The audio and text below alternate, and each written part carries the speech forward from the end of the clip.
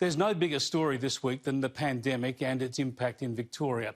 And there's no greater focus than the manifest failings of the Victorian government on quarantine, on contact tracing, on failing to accept Defence Force help, on telling infected people they could leave home for exercise. The list goes on. But many in the leftist media, especially the stuff that taxpayers fund, are riding shotgun for the Premier. And listen here as the ABC attacks the opposition leader for daring to demand Daniel Andrews' resignation.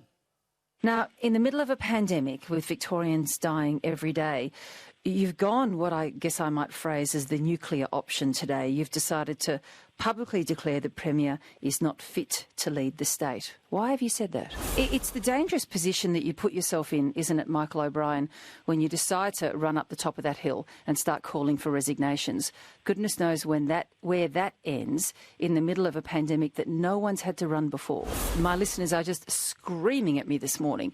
How important do you think a unified front is for Victorians right now? And if Victorians see a government under sustained criticism by an opposition like this right now, do you worry that it'll weaken their resolve and it'll compromise this final lockdown? Will you feel, at least in part, responsible if this lockdown fails, if people arc up and don't do the right thing because they've heard the words and the rhetoric coming from your mouth and this lockdown fails, because that lack of a unanimous purpose is communicated to the public in the middle of a pandemic and people decide, well, bugger it, I don't need to believe in Daniel Andrews, I won't do the right thing. Wow, so Andrews hasn't failed. It's his critics who have convinced people not to listen to him who have failed. Some stretch. But have a look at Channel 10's The Project and the way they claim the Victorian Premier has been the victim of some kind of media conspiracy. The attacks on the Victorian Premier have been, at times, personal. Dan-made disaster. It's goddamn disgraceful. Andrews fails, Victoria pays. But whether or not you think that's fair criticism, it's a very different treatment to that given to other state and federal leaders. With the Ruby Princess debacle, both the New South Wales Premier and Home Affairs Minister dodged the headlines. The current aged care crisis, blamed on unnamed federal authorities. No one is singled out.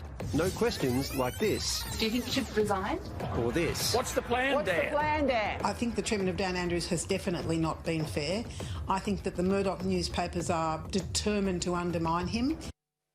Well, there's a bit to unpack there, isn't there? Waleed Ali and Jenna Price, both left-wing activist journalists who write for 9 media newspapers, trying to portray the pandemic crisis in Victoria not as an issue of Daniel Andrews' incompetence, but as an example of News Corp media bias. Let's start with the comparison they use with the Ruby Princess in New South Wales. And their assertion is simply wrong, deliberately misleading. The individual in the frame over the Ruby Princess disaster has been Health Minister Brad Hazzard. And here's a sample of his treatment at the hands of News Corp. This is disgraceful mismanagement. Yet the New South Wales Health Minister Brad Hazzard is still in his job. Utterly inept Health Minister Brad Hazzard, who is easily, by the length of the straight, one of the dumbest people I've ever met. He has made an utter hash of this. It was his department. This is the same bloke who oversaw the Ruby Princess shambles. Maybe it's all too much for him, and it's time to move on. Well, I think it's pretty clear, Shari, that in normal circumstances the Health Minister would have been forced to resign by now. He's ultimately responsible for what is the worst public health disaster in the recent history, anyone's memory, of what's gone on in New South Wales. So under normal ministerial responsibility, he'd be walking the plank. OK, so Ali and Price are downright deceptive when they say Andrews is being targeted in a way other politicians are not. But what's even more interesting, what underlines their bias, is when you look at where they might have got their analysis. These erroneous claims, complete with the very same graphics of selected headlines, bear an uncanny resemblance to tweets from former Prime Minister Kevin Rudd, an embittered, jaundiced former Prime Minister who spends his days trying to blame his failings on News Corp, and The Project just packages it up as independent analysis. The Project promotes itself as news done differently. Well, no, whatever it is, it's not news.